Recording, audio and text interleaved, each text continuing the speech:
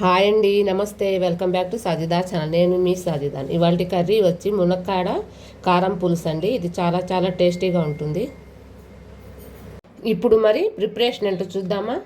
మూడు మూడు ములక్కాయలు తీసుకున్నానండి. చక్కగా ఈ సైజులో మనం కట్ చేసుకొని ఇట్లా పీలప్ చేసి పెట్టేశాను, కడిగే పెట్టేశాను.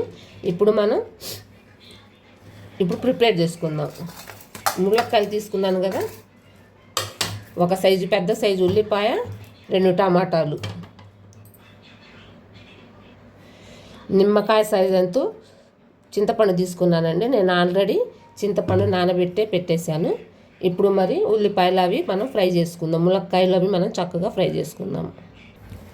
ఇప్పుడు ప్యాన్ పెట్టుకుని ప్యాన్లో 2-3 టేబుల్ స్పూన్లు ఆయిల్ వేసుకుందామండి.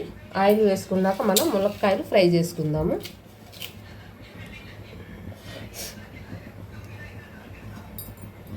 ఆయిల్ హీట్ ఎక్కే వరకు మనం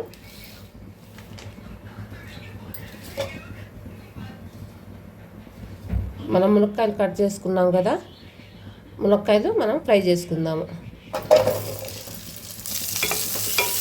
మునక్కాయలు కొంచెం ఫ్రై అయ్యే వరకు ఫ్రై చేసుకుందాము.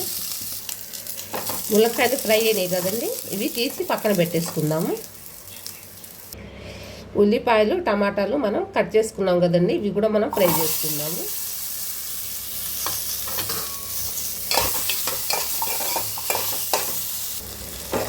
చూసారా, చక్కగా ఉడికినాయి కదా టమాటాలు. అదే విధంగా 1 టేబుల్ స్పూన్ నువ్వులు కూడా వేసుకుందాం. నువ్వులు ఆప్షనల్ అండి, లేకున్నా పర్వాలేదు. ఇవి కూడా చక్కగా మగ్గిన తర్వాత మనం చల్లారబెట్టేసుకుందాము. చల్లారినాయి కదండి, మిక్సీ జార్లో తీసేసుకుందాము ఇవన్నీ.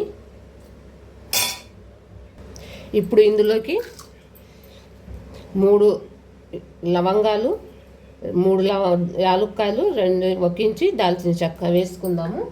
అదేవిధంగా 10 వరకు వెల్లుల్లిపాయ రబ్బలు వేసుకుందాము. ఇదంతా చక్కగా ఫైన్ పేస్ట్ లాగా మనం మిక్సీ పట్టుకుందాము. చూసారా, చక్కగా మనం మిక్సీ పట్టుకుందాం, ఫైన్ పేస్ట్లా మిక్సీ పట్టుకుందాం కదా.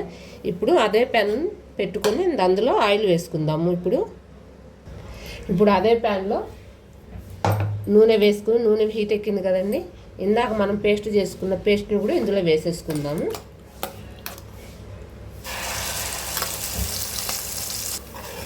ఇప్పుడు చక్కగా ఫ్రై అవ్వాలండి, పచ్చివాసన పోయే వరకు. ఆల్రెడీ పచ్చివాసన ఉండదండి, కొంచెం మనం ఫ్రై చేస్తామనుకోండి ఇంకొంచెం బాగుంటుంది కదా, టేస్ట్ కూడా చాలా చాలా టేస్టీగా ఉంటుంది.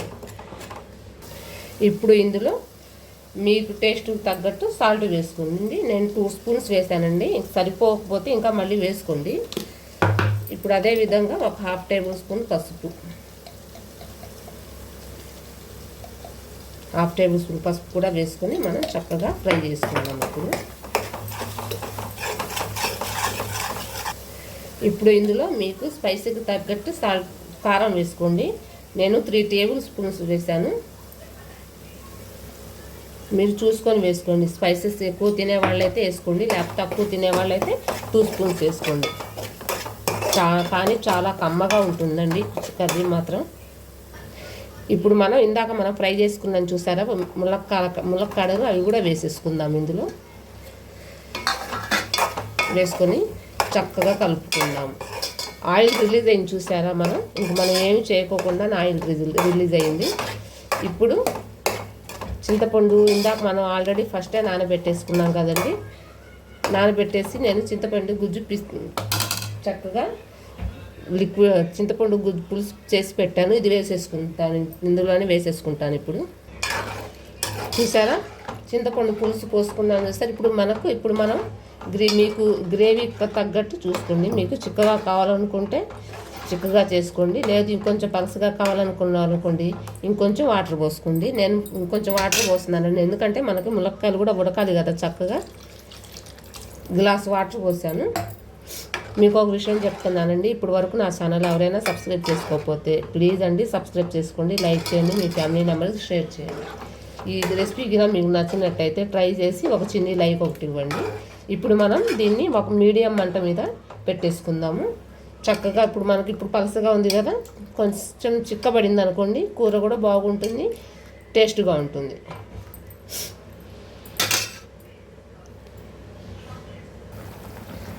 చక్కగా ఉడికించి చూడండి. గ్రేవీ కూడా మనకు కావాలనుకుంటే ఈ చిక్కదనంతో ఉంచుకోవచ్చండి. లేదు ఇంకా చిక్కగా కావాలనుకుంటే ఇంకో 5 మినిట్స్ మనం పొయ్యి మీద అట్లానే మీడియం మంట మీద పెట్టేయచ్చు. ఇప్పుడు చివరిగా కొంచెం కొత్తిమీర, ఒక 1/2 టేబుల్ స్పూన్ ధనియా పౌడర్ వేసుకొని చక్కగా దించేసుకుందామండి. అంతే, మనకి ఎంతో టేస్టీగా మునక్కాడ కారం పులుసు తయారైపోయిందండి. ఇప్పుడు మనం సర్వింగ్ బౌల్లో తీసుకుందాము. అంతేనండి, ములక్కాడ కారం పులుసు రెడీ అయిపోయింది. ఎంతో టేస్టీగా ఉండే స్పైసీ అయిన ములక్కాడ కారం పులుసు కర్రీ తయారైపోయింది. థ్యాంక్ యూ ఫర్ వాచింగ్ అండి. Bye friends.